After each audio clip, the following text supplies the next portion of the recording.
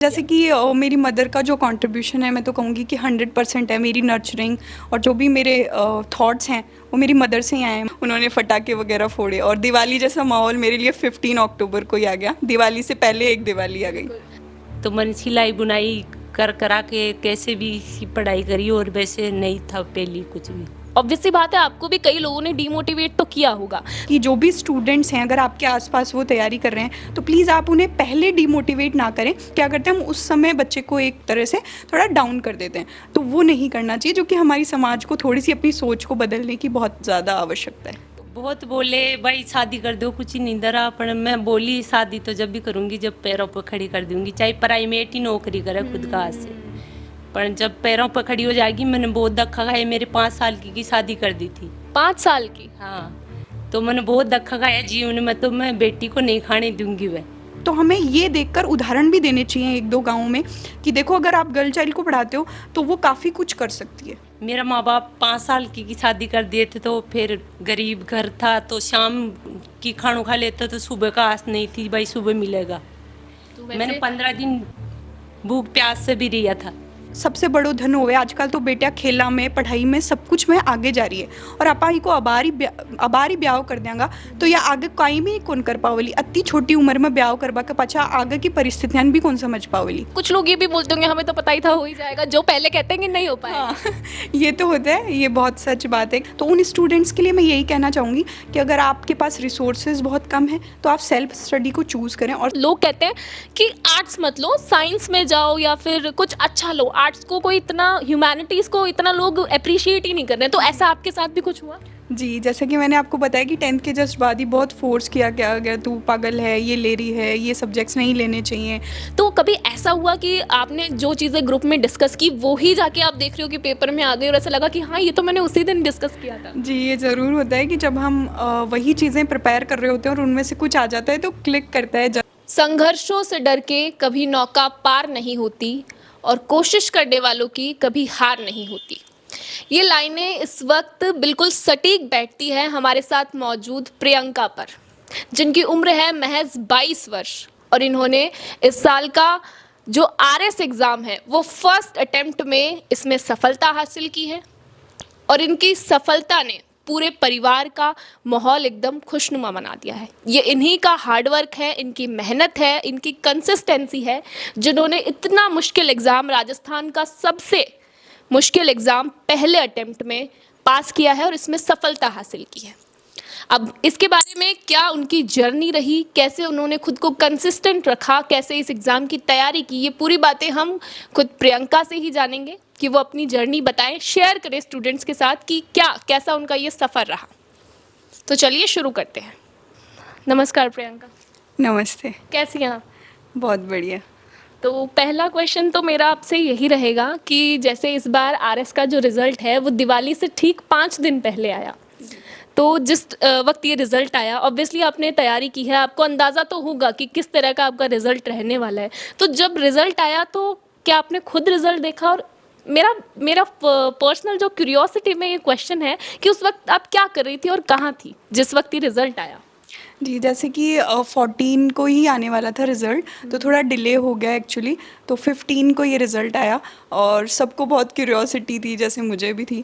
But मैं खुद को जैसे थोड़ा काम रख रही थी, क्योंकि इतना आप करने के बाद भी आपको ये नहीं पता होता है कि आपका लिस्ट में नेम होगा या नहीं होगा, बिकॉज़ बहुत ही अनसर्टेन एग्ज़ाम है।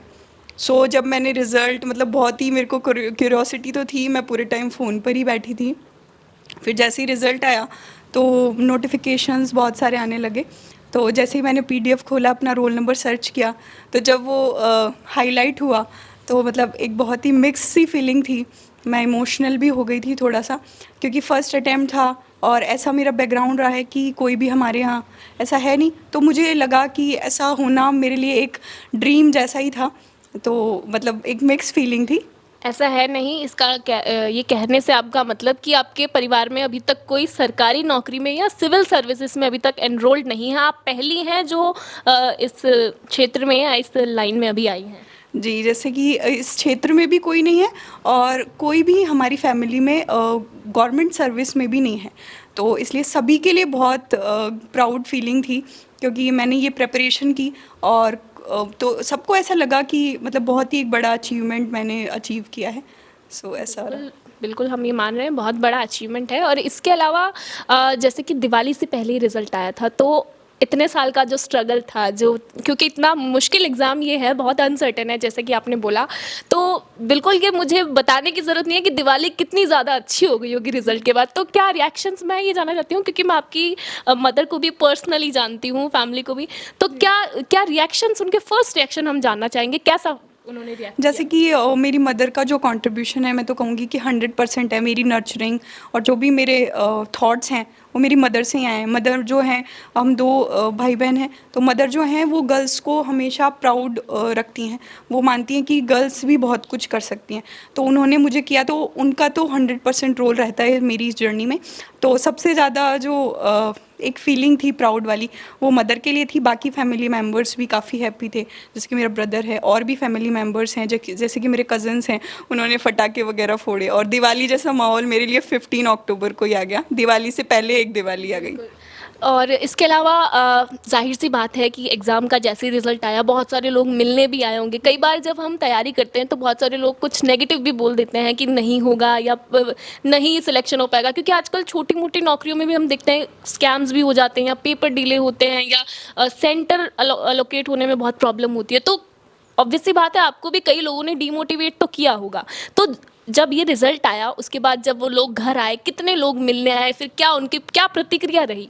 जैसे मिलने वालों का तो देखा जाए तो जब रिज़ल्ट आया उसी टाइम से फ़ोन कॉल्स बहुत सारे आने लगे और काफ़ी लोग मिलने भी आए, तो बहुत ही एक वो लगा रहा कि लोग आ रहे हैं। अभी तक भी लोग आते ही जा रहे हैं और जहाँ से भी जिसको पता चल रहा है वो लोग मुझे कॉल्स करके बधाइयाँ दे रहे हैं, जो कि काफ़ी अच्छी बात है। लेकिन एक चीज़ मैं कहना चाहूँगी कि जो भी स्टूडेंट्स हैं, अगर आपके आसपास वो तैयारी कर रहे हैं, तो प्लीज़ आप उन्हें पहले डिमोटिवेट ना करें। जब वो प्रिपरेशन कर रहे हैं उसके बाद तो सभी लोग आ जाते हैं, लेकिन जब आप उस वक्त में अगर उस बच्चे को अगर एक बार मोटिवेट कर दें तो क्या पता वो और भी अच्छा प्रयास कर सकता है। बट क्या करते हैं हम उस समय बच्चे को एक तरह से थोड़ा डाउन कर देते हैं, तो वो नहीं करना चाहिए, जो कि हमारी समाज को थोड़ी सी अपनी सोच को बदलने की बहुत ज़्यादा आवश्यकता है। तो मतलब कि जब आपका रिजल्ट आया तो बहुत पॉजिटिव रिएक्शंस था, काफ़ी लोगों ने बधाइयाँ भी दी होगी, और बोला, कुछ लोग ये भी बोलते होंगे हमें तो पता ही था हो ही जाएगा, जो पहले कहते हैं कि नहीं हो पाएगा। हाँ, ये तो होता है, ये बहुत सच बात है कि जो लोग पहले कहते थे कि ऐसे तैयारी करने से कुछ नहीं होगा, इसके ऊपर इतने पैसे वेस्ट मत करो,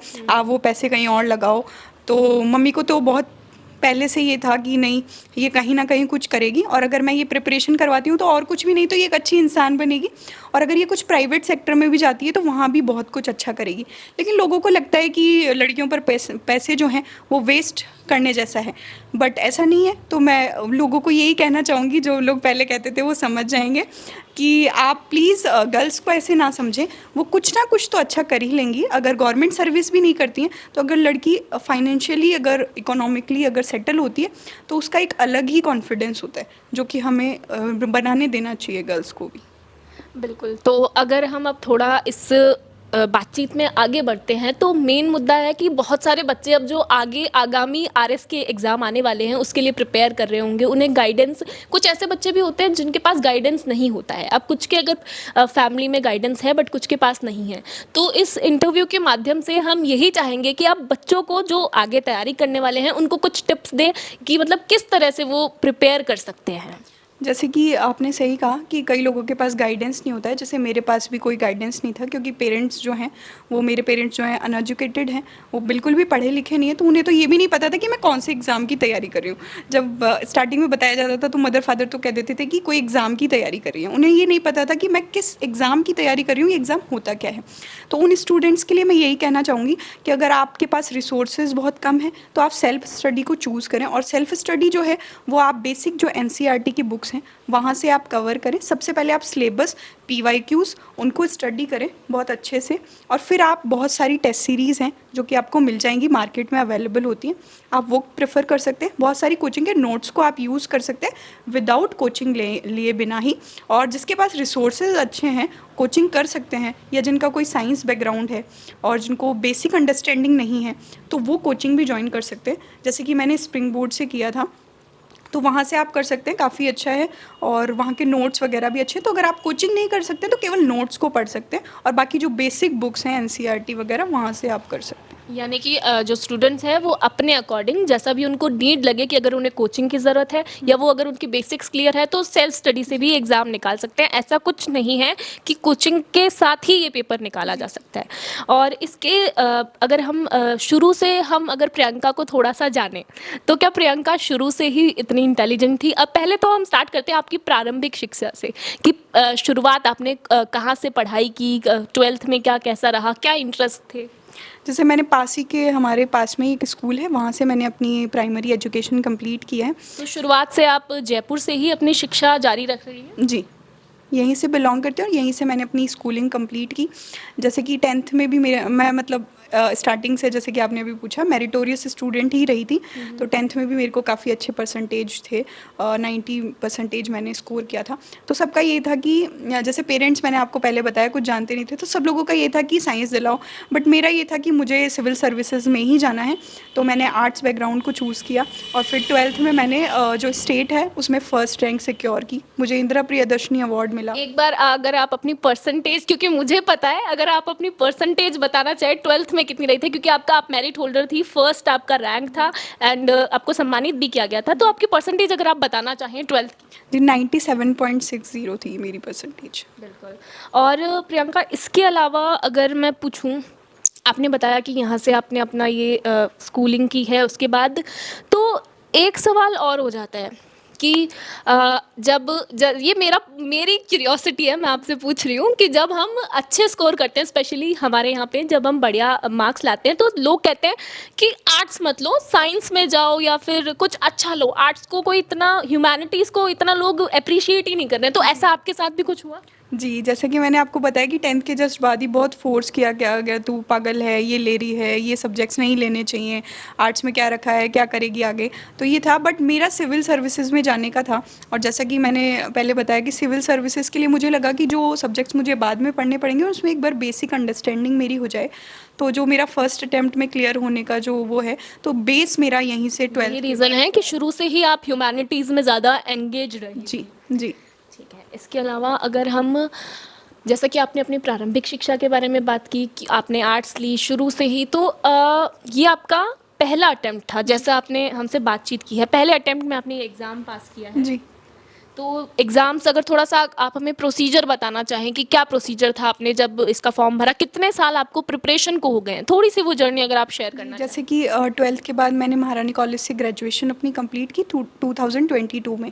जब 22 में मेरी ग्रेजुएशन कंप्लीट हुई तो मुझे लगा कि एक बार जो राजस्थान का जो प्राइम सर्विस है, हम एक बार उसी का एग्ज़ाम मैं देकर देखती हूँ। तो आरएस का जस्ट जैसे ही मैंने अपनी प्रिपरेशन स्टार्ट की तो नोटिफिकेशन आया 2022 में। देन 23 में प्री लगा। इसमें 3 स्टेज होती है, प्रीलिम्स, मेंस और इंटरव्यू।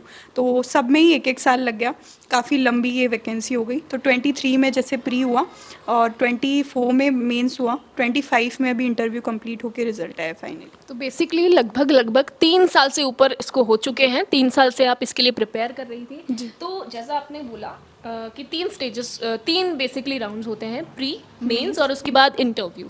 तो प्री के लिए पहले आपकी क्या स्ट्रैटेजीज रही, कैसे आपने प्रिपेयर किया, वो थोड़ा सा आप शेयर करें। जैसे बहुत मेरा बेसिक सा ही सिलेबस हो पाया था, प्री का भी कंप्लीट नहीं हो पाया था, तो नोटिफिकेशन आ गया था। तो जस्ट मैंने क्या किया कि मेंस को छोड़ करके एक बार और प्रीलिम्स पर पूरा फोकस किया। टेस्ट सीरीज़ लगाई मैंने बहुत सारी, तो बहुत सारे पेपर्स मैंने प्री के पहले ही लिख लिए, लगभग 100-150 पेपर मैंने पहले दे दिए।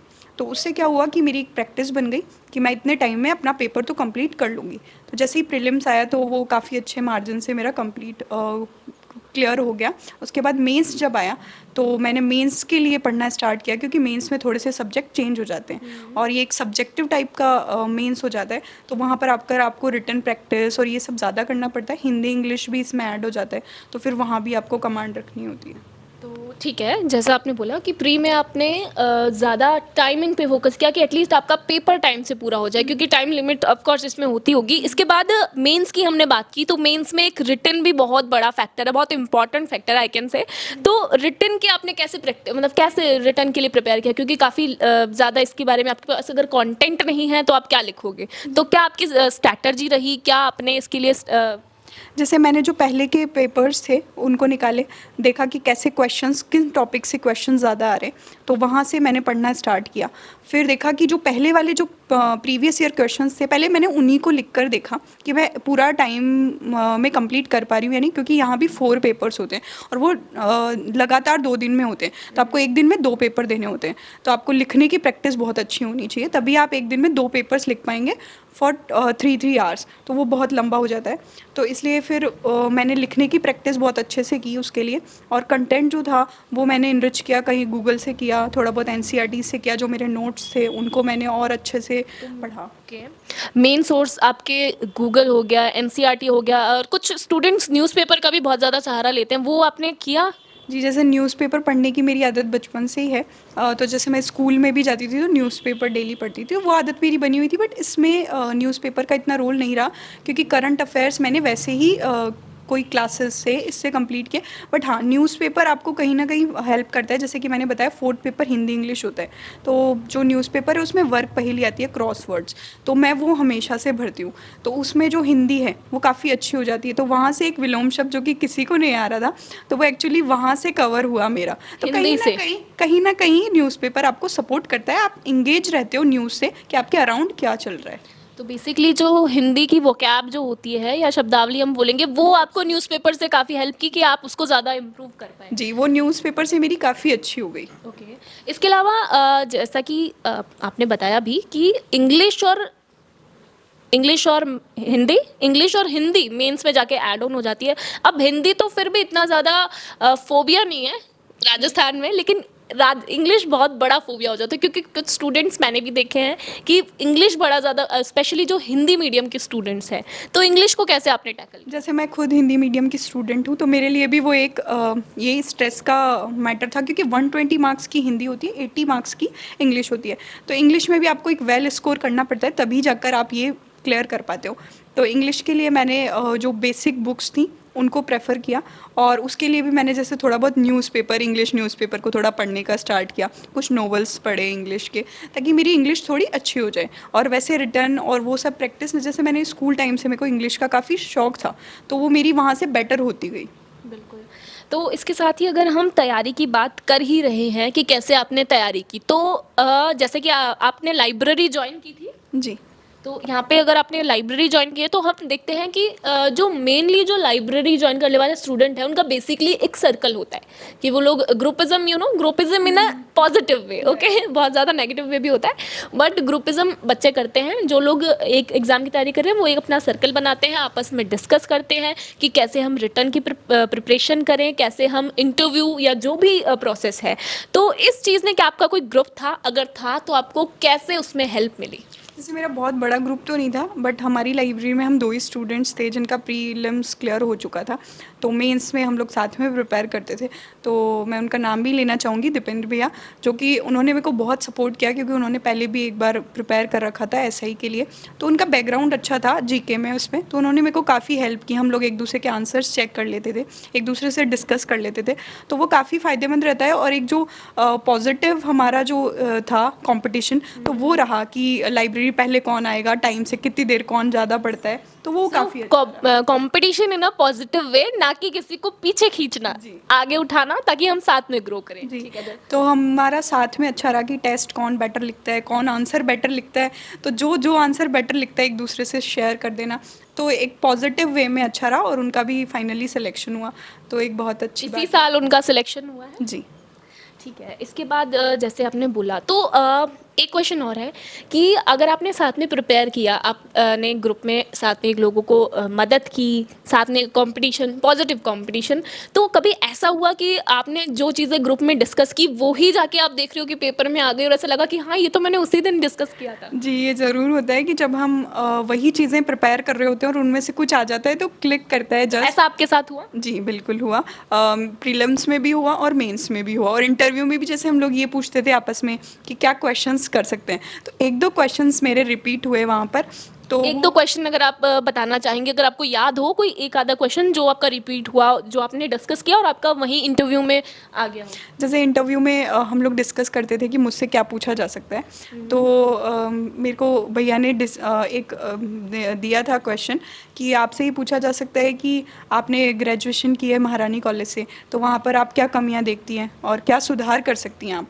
तो वो सेम क्वेश्चन मेरे से वहाँ पूछा गया, तो जब मैंने यहाँ आंसर उसका प्रिपेयर कर लिया बहुत अच्छे से, तो मेरा वो आंसर उनको बहुत अच्छा लगा था। तो ये क्यूरियोसिटी तो अब मेरे दिमाग में भी है कि महारानी में आपने क्या कमी देखी और क्या क्योंकि अब आपके पास अथॉरिटी है कि आप कुछ कमियां दूर कर सकती है, तो क्या वो कमी थी और आप उसको किस तरह से लेती हैं और किस तरह से उसको दूर करने का सोच रही हैं। जैसे मैंने बहुत ही जेन्युइन कमियां बताई थी। पहले तो मैंने कुछ अच्छाइयां भी बताई, क्योंकि हमें डायरेक्टली कमियां नहीं बतानी चाहिए, क्योंकि कोई भी इंस्टीट्यूशन है तो उसकी अच्छाइयां भी बहुत सारी होती हैं, क्योंकि वो एक सबसे बड़ा गर्ल्स कॉलेज है जयपुर का, तो बहुत सारी गर्ल्स बाहर से भी आ रही हैं, तो इसलिए। और फिर कमियों में मैंने एक दो कमियां ये बताई जो मैंने फ़ेस की थी, कि एक तो फैकल्टी जो है तो वो वहाँ पर थोड़ी कम है, तो आपको मेरा ये वहाँ पर सॉल्यूशन रहा उनको, बोर्ड मेंबर्स को, कि जो फैकल्टी है उसको बढ़ाया जाना चाहिए कॉलेज को।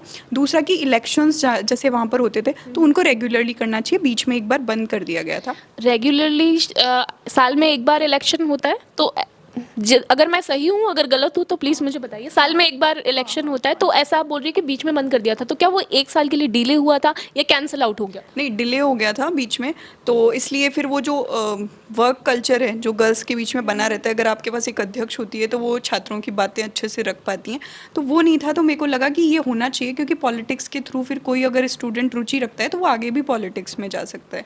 तो सेकेंड रीज़न मैंने उनको ये दिया। थर्ड ये दिया था कि जो वहाँ पर ग्रुपिज़म कई बार हो जाता है, तो गर्ल्स की जो सेफ्टी है वो तो काफ़ी अच्छे से इंश्योर की जाती है, बट जैसे कुछ ग्रुपिज़म के कारण लड़कियाँ आपस में कुछ ग्रुप्स बना लेती हैं, तो वो अच्छा नहीं है। उसके बजाय पॉजिटिव ग्रुपिज़म, जैसा कि अभी आपने कहा था, वो होना चाहिए। ठीक है, ये तो बात रही कि आपने कैसे प्रिपेयर किया। तो एक इंटरव्यू की, अब हमने प्री की बात कर ली है, हमने मेंस की बात कर ली है, हमने थोड़ी बहुत इंटरव्यू की भी बात कर ली है, अब आते हैं फाइनल इंटरव्यू पे। तो अभी एक चीज़ बहुत ट्रेंडिंग है और बहुत ज़्यादा चल भी रही है कि बहुत सारे कोचिंग इंस्टीट्यूशन स्टूडेंट्स का जो कि मेंस पास है उनके लिए मॉक इंटरव्यूज़ अरेंज कराते हैं। तो आपने ऐसे कुछ मॉक इंटरव्यूज़ अटेम्प्ट किए? क्योंकि क्या होता है कि फर्स्ट टाइम, आपका फर्स्ट टाइम था, एंड हर किसी को एक मन में होता है कि कॉन्फिडेंस कैसे डेवलप करें, किस तरह का ड्रेसअप होना चाहिए, क्योंकि यूपीएससी और आरएस जैसे एग्जाम्स में ड्रेसअप का भी बहुत ज़्यादा, आपकी बॉडी लैंग्वेज, हर चीज़ को नोट आउट किया जाता है। तो आपने मॉक इंटरव्यूज़ अगर करे हैं, उसका कितना आपको फ़ायदा मिला और कितने मॉक इंटरव्यूज़ आपने अभी तक दिए होंगे? इस पे हम थोड़ी सी विस्तृत चर्चा करेंगे। जी, जैसे कि मैंने 5 to 6 मॉक इंटरव्यूज़ दिए थे, क्योंकि मेरे जो डेट आई इंटरव्यू की और जो फाइनल इंटरव्यू था उसके बीच में काफ़ी कम टाइम था, तो मैंने मॉक इंटरव्यूज़ थोड़े कम ही लगाए, बट जितने भी किए तो उसमें मेरे को काफ़ी हेल्पफुल रहा। उन्होंने मेरे को ड्रेसअप के लिए, जैसे अभी आपने कहा, तो ड्रेसअप के लिए भी मुझे बताया कि आपको क्या वेयर करना चाहिए, कैसे। मेरी जो थोड़ी बहुत ग्रूमिंग थी वो भी वहाँ से हुई। जो क्वेश्चंस थे, जैसे कि मैंने कहा कि जब आप बहुत सारे मॉक इंटरव्यूज़ देते हो तो जो वहाँ पर क्वेश्चंस होते हैं वो फाइनल इंटरव्यू में भी रिपीट हो जाते हैं, तो वो मेरे को एक बेनिफिट मिला। तीसरा, आपका कॉन्फिडेंस पहले से ही बूस्ट हो जाता है, क्योंकि अगर एक बच्चा है जो कि तैयारी कर रहा है पूरे टाइम, तो वो प्री में तो लिख रहा है, मेंस में भी वो लिख रहा है, तो उसका फेस टू फेस कोई कॉन्वर्सेशन नहीं होता है। तो जब फाइनली आप इंटरव्यू में जाते हो तो एक नर्वस सी फीलिंग होती है, तो वो वहाँ पर आपकी थोड़ी सी क्लियर हो जाता है आपको कि आपको ऐसे बात करनी है वहाँ पर। और एक दूसरी चीज़, जैसा जितना मुझे पता है कि इंटरव्यूज़ कंडक्ट कराने का रीज़न यही होता है कि बच्चा रट्टा मारने वाला या ज़्यादा किताबों में ना हो, उसका दिमाग, क्रिटिकल थिंकिंग कितनी है, अगर इस तरह की सिचुएशंस आ जाती है तो वो कैसे हैंडल करेगा, कैसे प्रशासन में आके वो कैसे काम करेगा। क्योंकि रटने वाले बहुत हैं, लेकिन जिनका ऑन द स्पॉट दिमाग काम कर रहा है उनके लिए ये इंटरव्यूज़ ज़्यादा हैं। तो ऐसे कुछ सिचुएशन वाले क्वेश्चंस आपके भी इंटरव्यू में आए होंगे? हाँ, सिचुएशन वाले क्वेश्चन ही मेरे इंटरव्यू में ज़्यादा थे। मेरे से फैक्चुअल चीज़ें बहुत कम पूछी गई, जो कि मैं मानती भी हूँ कि बहुत अच्छा है। मुझे लगता भी कि आरपीएससी को थोड़ा सा और रिफॉर्म करके ही करना चाहिए कि इंटरव्यू में तो एटलीस्ट आप फैक्चुअल क्वेश्चंस ना पूछें, क्योंकि उसकी जो जांच है वो आप प्री और मेंस में कर चुके होते हैं। तो आप इंटरव्यू में केवल सिचुएशनल क्वेश्चंस या उसकी पर्सनैलिटी से रिलेटेड क्वेश्चंस पूछें, ताकि हमें जो एक प्रशासक है वो एक अच्छा और अच्छी पर्सनैलिटी वाला भी मिल सके, केवल रट्टाफिकेशन वाले स्टूडेंट्स इसमें ना आए। जैसे कि होता है यूपीएससी में इसको काफ़ी ज़्यादा वेटेज का रखा गया है, इंटरव्यू आरएस में 100 मार्क्स का ही होता है, तो मुझे लगता है कि इसको थोड़ा मार्क्स को भी बढ़ा दिया जाना चाहिए। यूपीएससी में आई थिंक 150 या उससे ज़्यादा 275। 275 का होता है और आरएस में 100 मार्क्स का ही होता है। इसके आप कंटिन्यू करिए। तो मुझे लगता है कि उसको थोड़ा सा वेटेज ज़्यादा देना चाहिए, क्योंकि प्री और मेंस में कई स्टूडेंट्स ऐसे भी हैं जो रट्टाफिकेशन करके आ जाते हैं। उसके बाद हम देखते हैं कि जैसे कई हमने देखे हैं राजस्थान में, तो बहुत सारे एसडीएम्स और जो भी हैं तो वो भ्रष्टाचार करते हुए दिखाई देते हैं। तो उसका मेन रीज़न यही है कि वो स्टूडेंट रट्टाफिकेशन तो कर लेता है, लेकिन जो उसका व्यक्तित्व है वो 100 मार्क्स में और मतलब आपको 45 मिनट्स में आप कैसे उसका पूरी पर्सनालिटी वो आप को उसकी judge कर क्रिटिकल सकते हो। थिंकिंग पे ही जज कर सकते हो। तो अगर आप एक दो क्वेश्चन अगर आपको याद हो, या आपके में जो आपका फाइनल इंटरव्यू था उसका भी अगर आपको कोई सिचुएशनशिप वाला क्वेश्चन, अगर आप थोड़ा सा बड़ा रोचक हो जाता है ये, अगर आप शेयर करना चाहें कि क्या क्वेश्चन था जो आपको बहुत ज़्यादा थॉटफुल लगा कि हाँ ये बहुत अच्छा मोटो था इस क्वेश्चन को पूछने का। जैसे मेरे से पूछा गया था कि अगर कोई एक विलेज है और वहाँ पर अगर कोई लड़की है जिसकी मतलब बाल विवाह किया जा रहा है और आप वहाँ की एसडीएम हैं, तो आप वहाँ पर कौन से स्टेप्स आप कवर करेंगी। और वो बच्ची के जो पेरेंट्स हैं, आपको अभी अभी न्यूज़ मिली है कि वो नहीं मान रहे हैं और आपने एक बार कांस्टेबल वगैरह भेज भी दिए हैं, लेकिन फिर भी वो नहीं मान रहे, तो आप क्या करेंगी। तो फिर मैंने यही आंसर किया, जो कि उनको काफ़ी अच्छा भी लगा था। एक सर ने मुझे अप्रिशिएट भी किया उसके लिए। तो मैंने यही कहा कि सर, सॉरी फॉर इंटरप्टिंग, ये आपके फाइनल इंटरव्यू का क्वेश्चन है। जी। ओके हाँ, फिर आपका जवाब। तो मैंने कहा कि सर मैं वैसे तो फर्स्टली मैं खुद ही वहाँ पर जाना प्रेफर करूँगी, क्योंकि एक गांव है तो वहाँ पर एक एसडीएम को काफ़ी वो लोग सम्मान रूप से देखते हैं, तो वो उसकी बात मानेंगे, तो मैं खुद जाऊंगी। फिर उन्होंने मुझे बीच में इंटरप्ट किया और कहा कि आप जो हैं उनको मारवाड़ी में ही आपको समझाना है, क्योंकि राजस्थानी जो लोग हैं वो हिंदी और इंग्लिश में नहीं समझ पाते। गांव के जो लोग हैं आपको मारवाड़ी में उनको बताना है, तो आप कैसे उनको समझाएंगे, आप मुझे हमें 2-3 लाइन में बताइए। तो फिर मैंने मारवाड़ी में ही उनको आंसर किया, तो उनको और भी रोचक। अगर आप मारवाड़ी में ही जवाब देंगी तो ज़्यादा अच्छा होगा। जी। तो जैसे कि मुझे मारवाड़ी काफ़ी अच्छे से आती है, क्योंकि घर में राजस्थानी में सभी लोग मारवाड़ी में ही बात करते हैं। तो मैंने उनको कहा था कि सर सबसे पहले मैं वहाँ जाऊँगी तो मैं उन पेरेंट्स को ये कहूँगी कि देखो थे समझो, जो भी अपनी बेटी है वो आपको सबसे बड़ो धन होवे। आजकल तो बेटिया खेला में, पढ़ाई में, सब कुछ में आगे जा रही है, और आपा ही को अबारी ब्याह कर देंगा तो या आगे कहीं भी कौन कर पावेली। अति छोटी उम्र में ब्याह करवा के पाछा आगे की परिस्थितियां भी कौन समझ पावेली, और था कि बच्ची की जिंदगी थे खुद ही खराब कर देला, तो पाछे थे खुद ही देख देख कर दुख पावेला।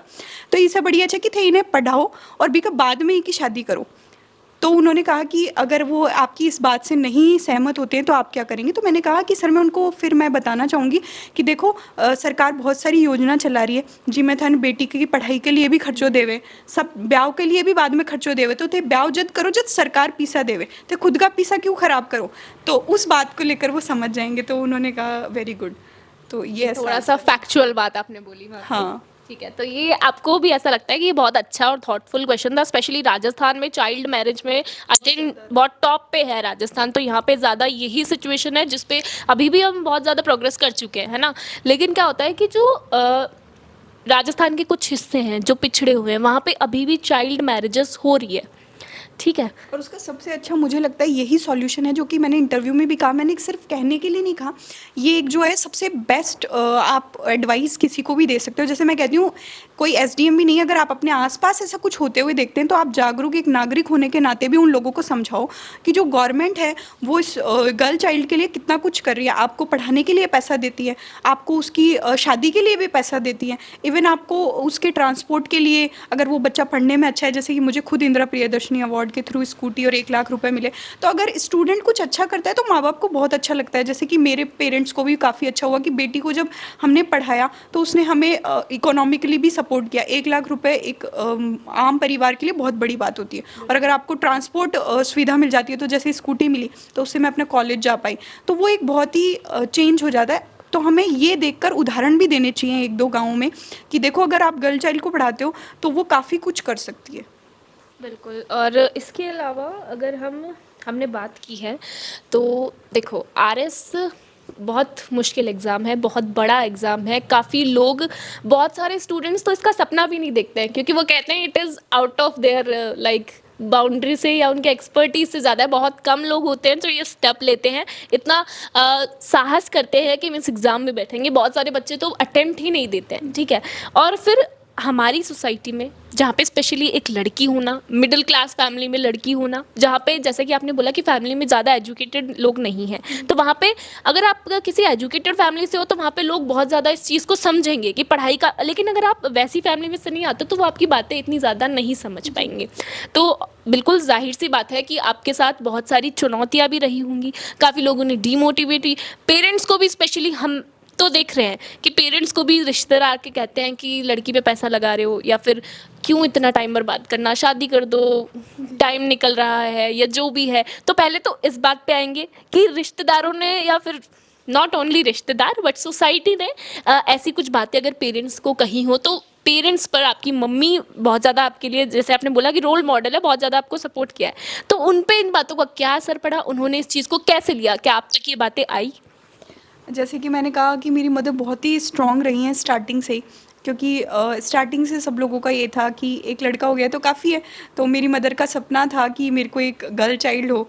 तो जब मैं हुई तो मेरी मदर तो सबसे ज़्यादा खुश हुई, और जब उन्होंने मुझे पढ़ाया भी तो उनका यही सपना था कि जैसे मेरे को, उनको पढ़ाया नहीं गया था उस टाइम पे, तो उनको ये लगता था कि मैं अपनी लड़की को पढ़ाऊँगी और जो भी मेरे सपने थे कि मैं कुछ करूँ तो वो इससे मेरे पूरे हो जाएंगे। तो आज मेरी मदर सबसे पहले यही थॉट सबको कहती हैं कि जो मेरा सपना था ये आरएस नहीं बनी है, मैं आरएस बनी हूँ, क्योंकि मम्मी का जो सपना था वो आज कहीं ना कहीं पूरा हो गया। दूसरा रही आपने जो ऐसे बात पूछी कि जो सोसाइटी है उसके प्रेशर में जब कुछ बातें कही गई, तो मेरी मदर ने बहुत सारी बातों को तो मुझ तक आने ही नहीं दिया, जैसे कि मुझे कुछ पता ही नहीं था कि क्या वो लोग कहते थे। लेकिन कुछ एक दो बार मदर भी जब बहुत कुछ फील करती है तो वो मुझसे शेयर कर लेती हैं, और मेरी मदर और मैं आपस में बातें बहुत ज़्यादा शेयर करते हैं। तो मम्मी ने एक दो बार बताया था कि कुछ लोग कहते हैं कि अब शादी कर दो, ठीक है, इतना आप पैसा क्यों लगा रहे हो, जब शादी कर दोगे तो वो पढ़ा लेंगे ससुराल वाले, ये वो। तो पर मदर का ये था कि एक बार फाइनेंशियली जब तक ये अपने पैरों पर नहीं खड़ी हो जाती है तब तक मैं शादी का तो सोचूंगी भी नहीं।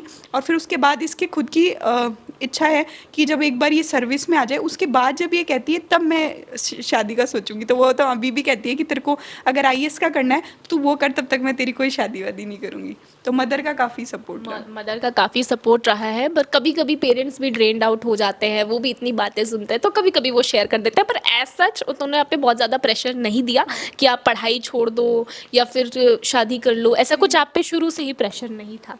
और इसके साथ ही ये एग्ज़ाम है तो यहाँ पे 3 साल का आपका प्रिपरेशन रहा है। हालांकि आपका पहला अटेम्प्ट था, लेकिन कुछ बच्चे 2 अटेम्प्ट भी देते हैं, 3 अटेम्प्ट भी नहीं होता है, लेकिन 3 साल भी मैं मानती हूँ कि ज़्यादा छोटा पीरियड नहीं है, बड़ा पीरियड है। तो हम इससे पहले बात कर रहे थे सोसाइटी के जो चैलेंजेस होते हैं, अब हम बात करते हैं मेंटल चैलेंजेस की। दिमाग पे कई बार बहुत ज़्यादा प्रेशर हो जाता है, लोगों ने कह दिया, कई बार हम सोचते हैं कि हम पॉजिटिव हैं बट कई बार हम नेगेटिव भी ले लेते हैं। तो हम बात करेंगे कि चुनौतियों की क्या क्या दिमाग पे आपके कितना असर डाला। दोस्तों ने बोला होगा, बहुत लोग बोल देते नहीं होगा, तो ये चुनौतियों को आपने कैसे टैकल किया और कैसे आप एंड तक बनी रही कि मुझे आरएस ही निकालना है?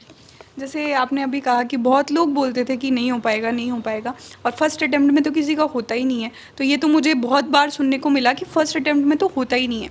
बट जैसे कि मेरी मम्मी, मैंने आपको कहा, बहुत स्ट्रॉन्ग रही हैं, तो वो कहती थी कि तेरा नहीं होगा तो किसका होगा। तो ये सोच, तेरा नहीं होगा तो किसका होगा, तू इतनी मेहनत करती है, तेरा तो हो गई। बट जैसे कि मैंने आपको बोला 3 साल की जर्नी थी, बहुत लंबी जर्नी थी। 3 साल मतलब बहुत ही लंबा पीरियड था मेरे लिए। तो बीच बीच में जैसे प्रीलिम्स दिया, उसके बाद बहुत ही ऐसा लगता था कि नहीं होगा मेरे से, मेंस तो नहीं होगा, इतनी मेरी प्रिपरेशन भी नहीं है, लोग 3-3 साल से कर रहे हैं, उनका बहुत अच्छा प्रिपरेशन है। तो मेरे को कभी कभी लगता भी था कि मेंस नहीं दूँ। फिर मम्मी ने मेरे को हमेशा सपोर्ट किया और स्ट्रॉन्ग बनाए रखा कि नहीं, तू कर सकती है और तू ही कर सकती है। तो इसलिए मेरे को रहा हमेशा कि मुझे करना है, और फिर मम्मी का यही था हमेशा से कि तुझे करना ही है। तो इसलिए मैं हमेशा मोटिवेट होती रही। बीच में हमेशा मेरे को बहुत डिमोटिवेट भी होता था, मैं रो भी लेती थी कि मेरे से नहीं होगा, फिर भी मम्मी ने हमेशा ये रखा कि तू कर सकती है। तो ये एक बहुत प्लस पॉइंट रहा मेरी मदर का, जो उन्होंने मेरे को कभी भी ये नहीं होने दिया कि मैं नहीं कर सकती। तो सबसे बड़ा रोल जो है, चाहे किसी भी सेगमेंट में ले ले, जो आपकी मम्मी का ही था, मदर का ही था। उन्होंने ही हर चीज़ में आपको, मतलब एज अ फ्रेंड बोल लो, एज अ पेरेंट बोल लो, एज अ गार्डियन बोल लो, उन्होंने ही आपको सबसे ज़्यादा सपोर्ट किया है। जैसे मेरे फादर का भी रोल काफ़ी अच्छा रहा है। उनको भी कभी ये नहीं रहा कि तू क्या पढ़ रही है, क्यों पढ़ रही है, ये नहीं पढ़ना है। तो मतलब फादर ने वैसे कोई मेरे को ये नहीं कहा कि आपको यही प्रिपरेशन करनी है, बट उन्होंने ये मना भी नहीं किया कि आप क्या कर रहे हो, क्यों कर रहे हो। तो एक वो भी उधर से मेंटल प्रेशर मेरे को पीस का ही रहा। और मेरे ब्रदर ने भी काफ़ी सपोर्ट किया कि तू पढ़ आराम से, हम तेरे को पढ़ाएंगे। तो ब्रदर का भी सपोर्ट रहा, बट जो 100% में मेरी मम्मी को इसलिए सपोर्ट सिस्टम हर बार मैं उनका जिक्र कर रही हूँ क्योंकि उन्होंने मेरे को बहुत स्ट्रॉन्ग रखा और उन्होंने कहा कि तू कर सकती है। तो उनका जो बिलीव है वो मुझ में हमेशा से बहुत ज़्यादा था, क्योंकि उनको लगता था कि मैं बहुत ज़्यादा इंटेलिजेंट हूँ। उनको लगता है कि सबसे पूरी दुनिया में कोई भी इंटेलिजेंट हो तो वो मेरी बेटी है। तो उनको मेरे को प्राउड उनको ज़्यादा रहता है मेरे लिए। तो इसलिए मैं ये कर पाई। मुझे लगता है कि मदर का ही पूरा रोल है। तो आपकी मम्मी से हमने बहुत बार बात की है, इंटरव्यू से पहले भी बात की है, आज भी बात की है। इतना तो मैंने भी ऑब्जर्व किया है कुछ साल पहले भी और अभी भी कि आपकी मदर अभी से नहीं, सिलेक्शन से पहले से ही कि मेरी बेटी तो कर लेगी। ये मैंने उनका हमेशा देखा कि वो बहुत ज़्यादा पॉजिटिव रही है। कभी उनके मुंह से ये नहीं कि होगा तो हो जाएगा या नहीं होगा, हमेशा उन्होंने positive, she is very positive towards you. हाँ, वो बहुत ही ज़्यादा पॉजिटिव रही हैं। मतलब मैं 1-2 बार कहती थी कि मम्मी नहीं होगा, फर्स्ट अटेम्प्ट में किसी का होता ही नहीं है, कि किसी का नहीं होता है तो भी तेरा होगा। और मैं जब रिज़ल्ट के पहले भी, जैसे आपने पूछा था उस दिन, तो 14 नवंबर को रिज़ल्ट आने वाला था। तो उस दिन भी मुझे लग रहा था कि क्या होगा, मेरी रैंक आएगी भी या नहीं, मेरी तो बहुत नीचे रैंक आ जाएगी या नहीं होगा, मुझे यही लग रहा था बार बार। फिर भी मम्मी का यही था, हमेशा से उन्होंने एक भी नेगेटिव वर्ड नहीं कहा। और वो मुझे भी कहती थी कि तू नेगेटिव मत बोल, तू पॉजिटिव ही सोच कि होगा। ठीक है, इसके बाद अगर हम बात करें जैसे कि ये हो गई बाद की बातें कि ऐसे ऐसे मदर ने सपोर्ट किया, इमोशनली ड्रेन्ड आउट थे। तो अगर हम इसके साथ ही बात करते हैं कि सफलता अगर किसी इंसान को मिलती है तो उसकी अकेली सफलता नहीं होती है ना, बहुत सारे उसके जो सपोर्टिव पिलर्स होते हैं, चाहे वो टीचर के रूप में हो, मदर, आपकी मदर है वो हमें अब कोई शक नहीं है, लेकिन उनके अलावा अगर आप किसी को क्रेडिट देना चाहें अपनी सफलता का कि इस इंसान ने मेरे को चाहे इमोशनली हो चाहे एकेडमिकली हो बहुत ज़्यादा सपोर्ट किया है, बहुत ज़्यादा पॉजिटिव रोल रहा है, अगर आप एक दो नाम अगर लेना चाहें तो बहुत अच्छा हो। जैसे कि जहाँ से मैंने कोचिंग की है तो वहाँ पर टीचर्स हैं, जैसे राजवीर सर हैं, तो उनसे मैं काफ़ी मोटिवेट हुई। उन्होंने पर्सनली कभी मोटिवेट नहीं किया, बट मैं उनके पर्सनालिटी को देख के, उनके नॉलेज को देख के मुझे ये लगता था कि मुझे भी नॉलेजेबल पर्सन इनके जैसा ही बनना है। तो वो एक रहा। और जैसे एक रोल मॉडल रहे, तो जैसे अब मैं यूपीएससी देने का सोच रही हूँ, तो उसमें टीना डाबी मैम रहे, तो वो मेरे को हमेशा से, उन्होंने भी फर्स्ट अटैम्प्ट में क्लियर किया। तो मुझे लगता है कि मुझे IAS का भी करना चाहिए और वो भी मैं फर्स्ट अटैम्प्ट में करूँ तो अच्छा होगा। तो सेकंड गोल आपका जो आने वाला है, अभी आप यहाँ पे रुकी नहीं है, अभी आपका IAS जो है वो सेकंड या अगला लक्ष्य रहेगा, ठीक है, इसके बारे में आप करना तैयारी चाहेंगी। तो इसके बाद ये RS की हमने पूरी बातचीत की। इसके बाद क्या होता है कि अगर हम RS जैसे एग्ज़ाम्स की तैयारी कर रहे हैं तो हमने कई टॉपर्स की बातें सुनी हैं, क्योंकि आजकल सोशल मीडिया पे काफ़ी ज़्यादा चर्चा में रहते हैं टॉपर्स। तो उनका एक कॉमन जो थॉट होता है वो ये होता है कि जब भी आप ऐसे एग्ज़ाम की प्रिपरेशन कर रहे हो तो आप एक बैकअप या प्लान भी या फिर कोई भी छोटा मोटा एग्ज़ाम आप लेके रखो कि ताकि आप फाइनेंशियली, तो ऐसा कभी कोई आपने बताया है कि इससे पहले ही आपका पहला है, इसके अलावा आपने किसी एग्ज़ाम की तैयारी नहीं की, तो आपके दिमाग में कभी ऐसा नहीं आया कि मैं कुछ ऐसा छोटा मोटा एग्ज़ाम पहले निकाल लूँ, उसके बाद RS तो बड़ी चीज़ है, क्योंकि ऑब्वियसली बड़ी चीज़ है। बट जैसा कि लोगों को लगता है कि RS बहुत बड़ी चीज़ है, वैसे मेरे लिए भी था, बट मेरा गोल IAS था, तो उसके सामने ये सेकेंडरी हो जाता है। तो एज अ बैकअप प्लान मेरे लिए RS ही था। मुझे एक बार ये था कि मैं एक बार RS क्लियर कर लूँ तो मेरे एक बार फाइनेंशियल थोड़ा सा सपोर्ट हो जाए, स्टेबिलिटी हो जाए, मेंटली भी मैं थोड़ा स्टेबल हो जाऊँ, तो फिर मैं IAS करूँगी। तो इसलिए अगर एक तरह से देखा जाए तो ये मेरा प्लान B ही था। तो अब मैं प्लान A की तरफ अब बढ़ने वाली हूँ, जो कि IAS है, और वो मेरा स्टार्टिंग से गोल IAS ही था। बट मैंने एक बार सोचा कि एक बार स्टेट लेवल की सर्विस है और ये भी बहुत एक अच्छी सर्विस है, जैसे कि राजस्थान की सबसे बड़ी सर्विस है, तो मुझे लगा कि एक बार मैं यहीं पे अपना हाथ आजमाती हूँ। तो इसलिए मैंने छोटे मोटे कोई और एग्ज़ाम अभी तक तो नहीं दिए। तो एक तरह से RS का एग्ज़ाम ही आपके लिए हम बोल सकते हैं कि बैकअप था, क्योंकि UPSC की तरफ आप बहुत शुरू से अग्रसर रही थी, आपका मेन इंटरेस्ट था। अब हम आपका ज़्यादा समय नहीं लेंगे, अब हम थोड़ा सा इसको एंड पे आते हैं और कुछ क्वेश्चंस मेरे अभी भी हैं हालांकि। तो पहला तो ये क्वेश्चन है कि RS ही क्यों? RS इसलिए कि जैसे IAS जो है वो सेंटर की प्राइम सर्विस है, तो वैसे RS भी स्टेट की प्राइम सर्विस है। तो एक तो इसलिए मुझे देना था कि एक मेरे को थोड़ा सा सपोर्ट मिल जाएगा, जो बेसिक सब्जेक्ट्स हैं वो दोनों में ही सिमिलर है, RS और IAS में, तो वो मेरे कवर हो जाएंगे एक बार, तो फिर मेरे को IAS करने में थोड़ा ईजी होगा। दूसरा जो IAS की प्रिपरेशन है वो सब लोग ये कहते हैं कि दिल्ली से होगा, तो फिर यहाँ से मेरे लिए दिल्ली जाना उस समय इतना फाइनेंशियल स्टेबल भी नहीं था, तो मुझे लगा कि एक बार मेरे को आरएस ही करना चाहिए, क्योंकि वो लिमिटेड रिसोर्सेज में कंप्लीट हो जाएगा। आईएएस के लिए मेरे को थोड़ा उतना बैकग्राउंड भी नहीं था, कोई आसपास में मेरे को इतना कोचिंग का और वो भी नहीं दिख पाया, तो मेरे को लगा कि एक बार मैं आरएस कर लेती हूँ, ताकि जो मेरे बेसिक जनरल सब्जेक्ट्स हैं वो कंप्लीट हो जाए, फिर मैं आईएएस की तरफ बढ़ूँगी। ठीक है, इसके साथ ही जो स्टूडेंट्स हमें देख रहे हैं, जो अब आने वाली आरएस की एग्ज़ाम का विशेषकर, क्योंकि ये इंटरव्यू ही आरएस का है, तो उनको आप, हम इसको जल्दी से वाइंड अप करेंगे, उनको आप क्या सक्सेस मंत्र या क्या टिप्स 2-3 लाइंस में ब्रीफ करके आप उनको क्या कि ये आपको फॉलो करना है, क्या टिप्स आप देना चाहेंगे?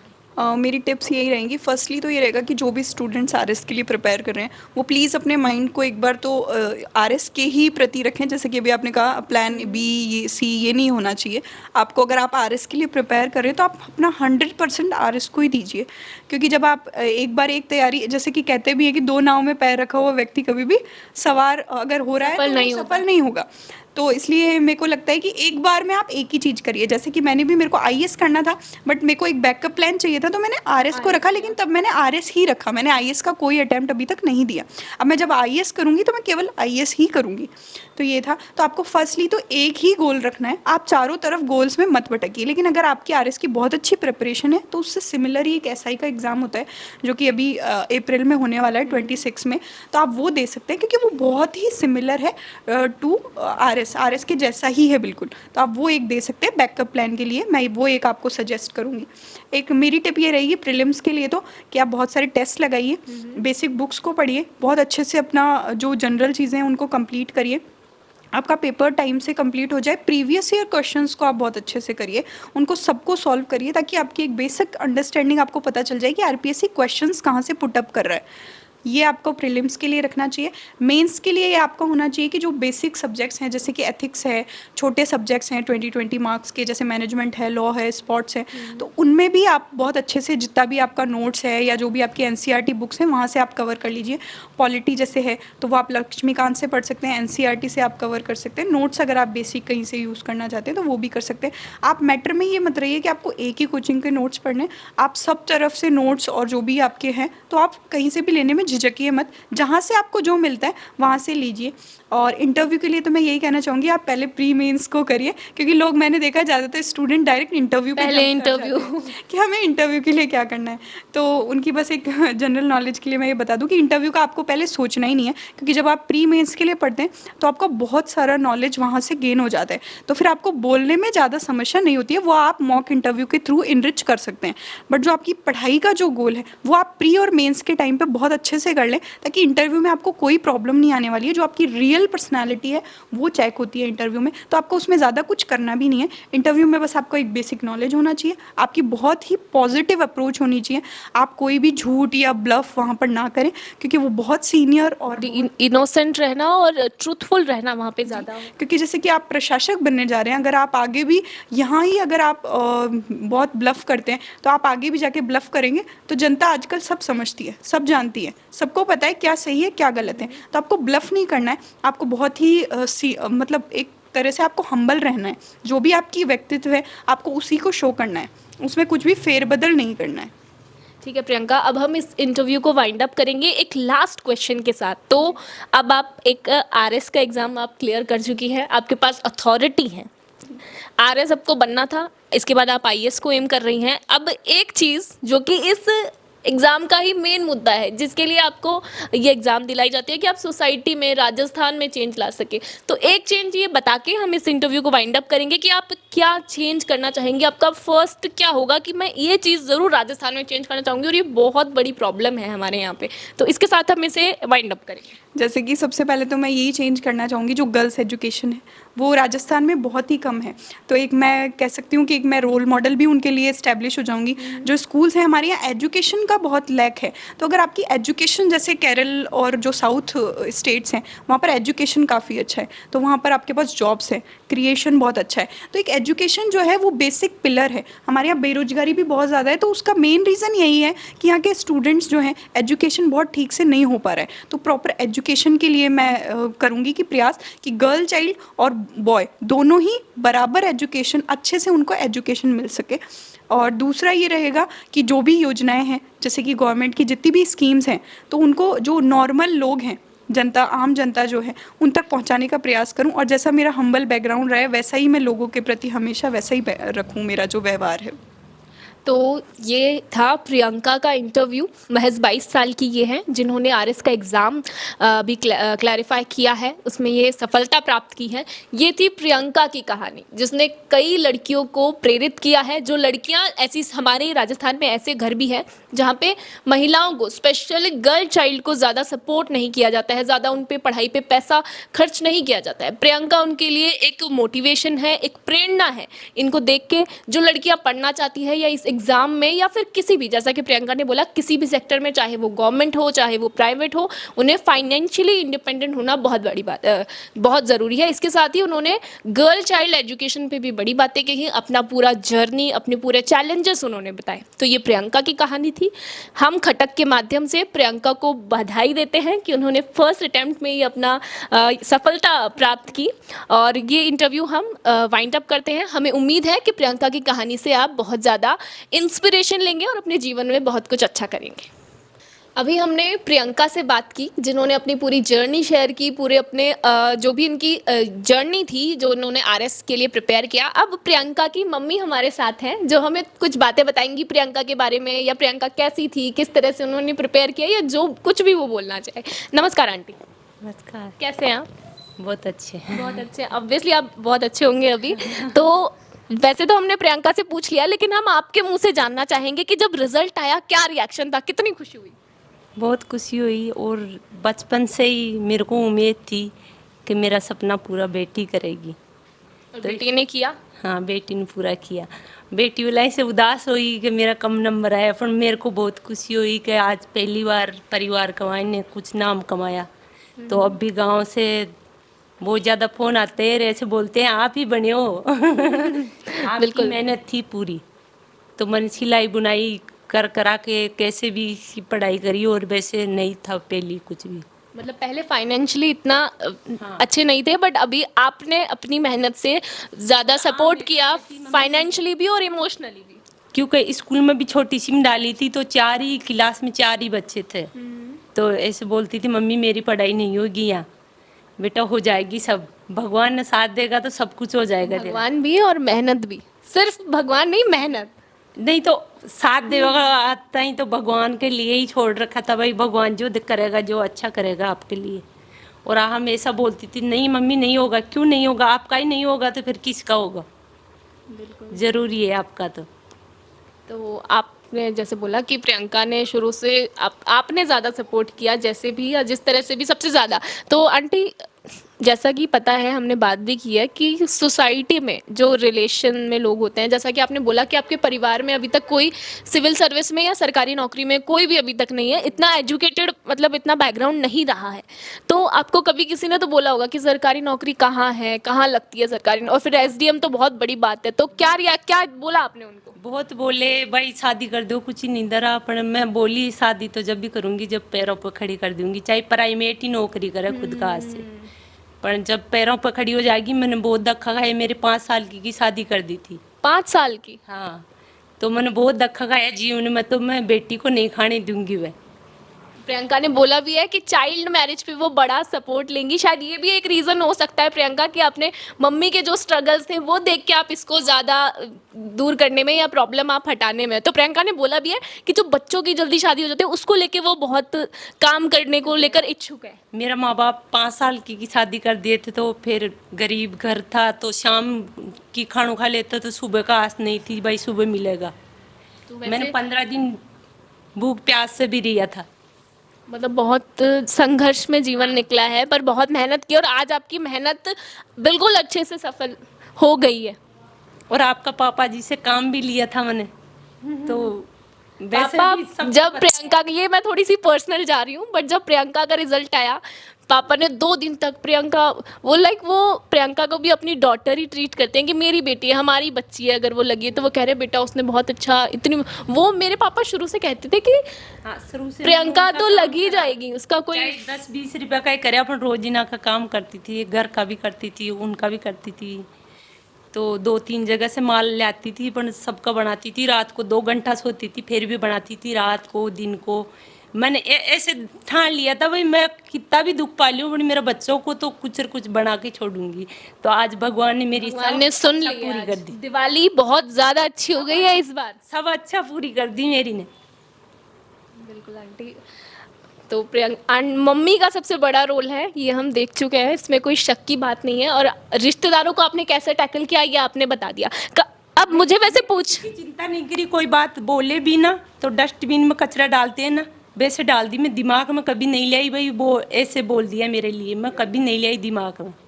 डस्टबिन की तरह कचरा की तरह फेंक दिया, मेरे को कोई मतलब नहीं है।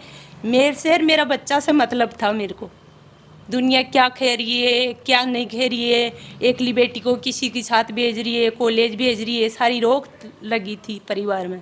कोई कॉलेज नहीं भेजा तो वो भाई कॉलेज कैसे भेज रही हो, पर मैं मेरी उम्मीद पर भेजी सब चीज़ ने। पूरा विश्वास था बेटी पे और बेटी ने वो विश्वास कायम रखा है। और जिन जिन लोगों ने बोला उनके तो बिल्कुल मुंह बंद हो ही गए हैं, ये हमें बताने की जरूरत नहीं है। बताने की किसी को भी उदाहरण देने की भी जरूरत नहीं है। आज दिन तक मैं किसी को तानाकसी करने में भी कोई बोल देते ना 20 सीमा तक भी नहीं जाऊंगी कभी भी, क्योंकि आप ही समझ जाएगा जो बोले सो, जो आप ही समझ जाएगा। वो उदाहरण के लिए सैंपल खड़ा कर दिया मैंने, उदाहरण तो सैंपल ही देगा भाई, मैं बन चुका आज। बिल्कुल। तो और परिवार वालों के, आप जयपुर में यही मेनली आप कौन से गांव से हो, कहाँ से आते हो? हिंगोनिया डूंगरी, ये मतलब शेखावाटी है, मारवाड़ी है या कौन सा? राजस्थान इंडिया जयपुर। जयपुर में ही है, जयपुर के आसपास का है। तो रिश्तेदारों के काफ़ी फ़ोन कॉल्स आए, सबने बधाइयाँ दी है और अब सब खुश, अच्छा माहौल है घर में। आप भी खुश हो? हाँ बहुत ज़्यादा खुश हूँ मैं अंदर से। इसके अलावा अगर आप बताना चाहें प्रियंका के बारे में, हम थोड़ा जानने में उत्सुक हैं। अगर आप प्रियंका बचपन से कैसी थी, कैसे पढ़ाई करती थी, या क्या अगर हाँ कैसी दिनचर्या उनकी रही थी? क्या आपने भी, क्योंकि आप भी एक मदर हो, माँ हो, इतनी बेटी देख रहे हो कि बस खाना खाने आ रही है, पढ़ाई पूरा दिन पढ़ाई, तो कभी आपको, आपने भी चिंता हो जाती है कि भाई थोड़ा आराम भी कर ले, थोड़ा अपने पे भी ध्यान दे ले, सारे दिन वो पढ़ाई करती थी? नहीं, पर हर तरीका से मदद करती थी मेरी। मैं काम करती थी ना तो काम में भी मदद करती थी, पढ़ाई भी करती थी और खाना पीना सब बनाने में मदद करती थी मेरी, और आज भी करती है। और जब छोटी थी ना, जब भी मेरे को परेशान नहीं करती थी, आप ही दीवार पर लिख लिख के मैडम बन जाती थी, झूठ बाँट में बच्चा बना लेती थी और पढ़ाती थी। ऐसे नहीं करती थी, कभी परेशान नहीं किया। जैसे बेटा तो फिर भी परेशान करता था कोई चीज़ चाहिए, और बेटी कभी नहीं करी मेरे को दुखी। बट प्रियंका ने बोला कि भाई ने भी काफ़ी अच्छे से सपोर्ट किया है, पूरे घर की जिम्मेदारी ली है और बहन को सपोर्ट किया है कि वो आज है। क्योंकि देखो आंटी, अगर आप इस एग्ज़ाम की प्रिपेयर कर रहे हो तो आप फाइनेंशियली आप एक थोड़े टाइम के लिए डिपेंड हो जाते हो कि भाई है या पेरेंट्स हैं जो भी हैं वो हमें इस तरह से सपोर्ट किया। तो भाई का भी आप मानते हो कि बहुत अहम रोल रहा है? बहुत, उन्होंने भी बहुत सपोर्ट किया। वो 10वीं में पढ़े थे ना, जब से वो न्यूज पेपर बाँट बजाए सुबह सुबह का, तो वो 4 बजे उठ जाबो, सर्दी हो चाहे गर्मी हो चाहे बारिश हो कुछ भी हो, वो 4 बजे उठ आज भी जाए। और ऐसे बोले भाई को तो जरूर पढ़ावा आप दोनों माँ बेटा लाग। बिल्कुल। तो स्ट्रगल आपका पूरा हो गया है, जो बुरा वक्त था या जो भी संघर्ष का टाइम था वो अब आपने काट लिया है, अब अच्छा टाइम आने वाला है, अब बुरा कुछ नहीं है, सब कुछ पॉजिटिव है। नहीं, 3 साल में जब तक तैयारी करी ना, जब तक ही हमारा अच्छा दिन आने लग गया। नहीं तो मैं 20 साल तक एक कमरा में रही थी, टेढ़ा कम, तो आज मकान भी बन गए। पता घर नहीं, बनाए भी कुछ समय ही हुआ है? हाँ अभी बनाए 2 साल हुई है। 2 साल हुए हैं। हाँ, तो मतलब प्रियंका ने ऐसा नहीं है कि अभी थोड़ा सा सपोर्ट किया, शुरू से ही वो रही हैं, ब्राइट रही हैं काफ़ी ज़्यादा हर चीज़ में, हर चीज़ में। आगे है आज भी। और हर परिवार ऐसे ही बोलते हैं भाई आपकी बेटा का मुँह से कभी गलत शब्द नहीं सुना हमने। तो सबके आशीर्वाद से आगे बढ़ गए आज। किसी को भी ऊंचा नाम से नहीं बोले कि ये क्या करेगी हमारे लिए, कोई बात नहीं है मम्मी, सब अच्छा हो जाएगा, अपना अच्छा दिन आ जाएगा, कोई बात नहीं है। जब मैं उदास हो जाए तो बेटी बोले थी नहीं मम्मी अब अच्छा दिन आ जाएगा अपना, और बेटी उदास हो जाए तो मैं बोल देती कि अब अच्छा दिन आओगा, तू चिंता मत कर। तो एक लास्ट क्वेश्चन आंटी, कि लड़कियों को लेके, पढ़ाई को लेके काफ़ी ज़्यादा हो जाता है कि नहीं पढ़ाना है जो भी है, बट आपने अपनी बेटी को सपोर्ट किया है। अब आप अच्छे हो लेकिन ज़रूरी नहीं है कि हर कोई इस बात को समझे। अगर आप खटक के माध्यम से जो भी पेरेंट्स हैं, जो भी लड़कियों के माँ बाप हैं, उनको अगर आप एक संदेश दे दें कि भाई लड़कियों को आगे बढ़ाओ, सपोर्ट करो, कम से कम चाहे वो प्राइवेट हो सरकारी हो, जब तक वो फाइनेंशियली इंडिपेंडेंट ना हो जाए उनको आगे बढ़ाओ, या शादी पे ज़्यादा, तो इसके लिए आप थोड़ा सा अगर संदेश दे दें कैमरे की तरफ देखते हुए बस। मैं तो ऐसे ही बोलूँगी भाई, हर माँ बाप बच्चों को पहले खड़ा करके और बाद में शादी करे। लड़कियां कभी भी ऐसे धकेल के नहीं करे मेरी तरह। आपने आपकी तरह नहीं, क्योंकि आपने नहीं किया ऐसा, आप वो भेड़ चाल में नहीं चले हो। हाँ। ओके, थैंक यू आंटी, धन्यवाद।